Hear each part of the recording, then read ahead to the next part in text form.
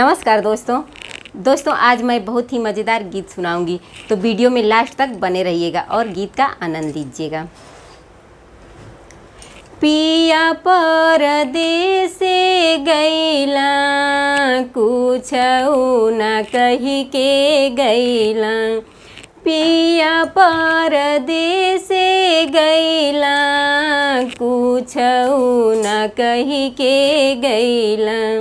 सेजिया परया पानी रूमलिया पिया हो छोड़ी के गैला, सेजिया परया पानी रूमलिया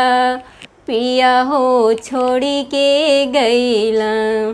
दिन भर राही हम देवरू के सतवा हो रामा, दिन भर राही हम देवरू के सतवा हो रामा, आधी रतिया आवेले रो आई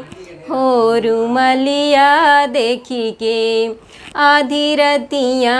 आवेले रो आई हो रूमलिया देखी के,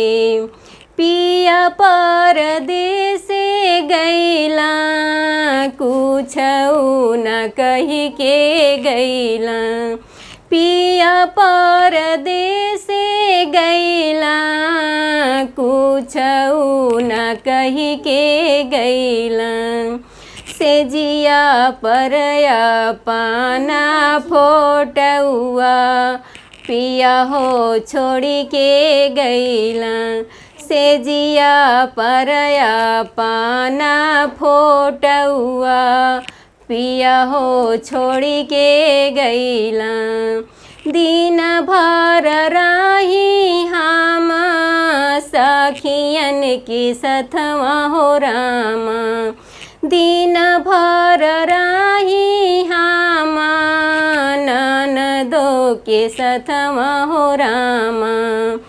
आधी रतिया फाटेला कर जवा हो रूमलिया देखी के, आधी रतिया फाटेला कर जवा हो रूमलिया देखी के,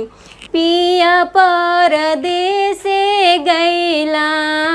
कुछऊ न कही के गैला, पिया परदेस गैला कुछऊ न कही के गैला, सेजिया परया पाना फोटुआ पिया हो छोड़ी के गैला, सेजिया परया पाना फोटुआ पिया हो छोड़ी के गैला। तो दोस्तों गीत कैसी लगी कमेंट में ज़रूर बताइएगा। फिर मिलते हैं अगले गीत में, तब तक के लिए बाय बाय।